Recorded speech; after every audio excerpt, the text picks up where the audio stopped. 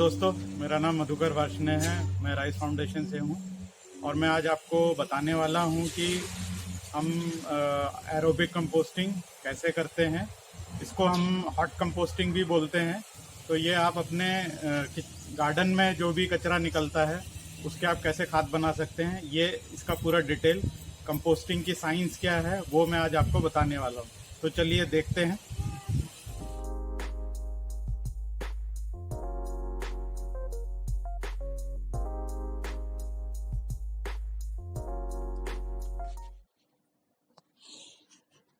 Composting के लिए आपको 4 चीज़ें चाहिए: कार्बन, नाइट्रोजन, हवा और पानी। घास की कतरन और हरी पत्तियों में नाइट्रोजन की बहुलता होती है। सूखी पत्तियों में कार्बन की बहुलता होती है।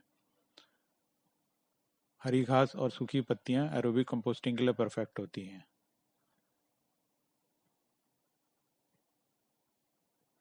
अब इन दोनों को मिला के एक ढेर या टीले जैसा बना लें।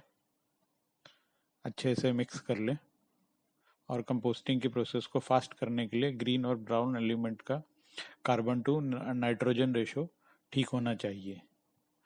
आइडियली ये 30:1 का रेशो होना चाहिए। मतलब जो जीव इन ऑर्गेनिक मटेरियल को डिकम्पोज करने में सहायक होते हैं वे 30 भाग कार्बन और 1 भाग नाइट्रोजन का सेवन करते हैं। बहुत अधिक कार्बन डिकम्पोजिशन प्रोसेस को धीमा कर देगा और बहुत अधिक नाइट्रोजन हमारे ढेर में बदबू पैदा करेगा। आइए अब हम कुछ चीज़ों का कार्बन टू नाइट्रोजन रेशियो देखेंगे। जिस चीज़ का कार्बन टू नाइट्रोजन रेशियो 30:1 से कम है वो ग्रीन एलिमेंट हैं, जिनका रेशियो 30:1 से ज़्यादा है वो ब्राउन एलिमेंट की श्रेणी में आते हैं। हरे मटेरियल जैसे घास का carbon to nitrogen ratio 17:1, coffee का 20:1, खाद का 20:1 और किचन वेस्ट का 25:1 का रेशियो होता है।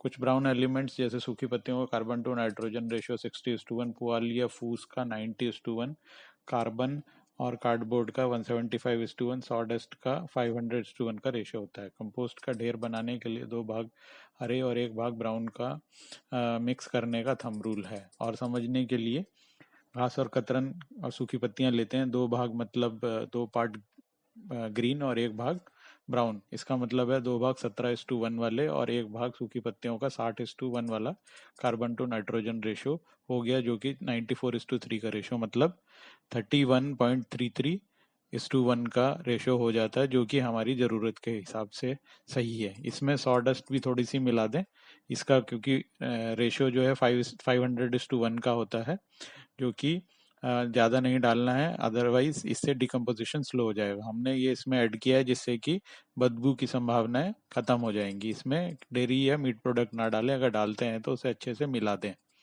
मैं चाय व कॉफ़ी के वेस्ट को भी इसमें डाल देता हूँ। ये नाइट्रोजन से भरपूर होते हैं और जल्दी भी डिकम्पोज हो जाते हैं। अब आगे कंपोस्ट के ढेर में टॉयलेट पेपर रोल को डालने से हवा के संचार में भी सहायता मिलती है। कंपोस्ट के ढेर को अच्छे से मिलाएं।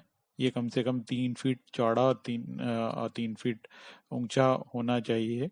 अब इसे अच्छी तरह इस पर पानी का छिड़काव करें। पानी ढेर से बहने लगे इतना पानी छिड़कें। अब 1 हफ्ते बाद हम देखेंगे कि तापमान बढ़ रहा है और अंदर की तरफ से ऑर्गेनिक मटेरियल डिकम्पोज हो गया है। अब हम हर 3 से 5 दिन में पानी का छिड़काव करेंगे और ढेर को पलटेंगे, जिससे हवा का संचार ठीक रहे।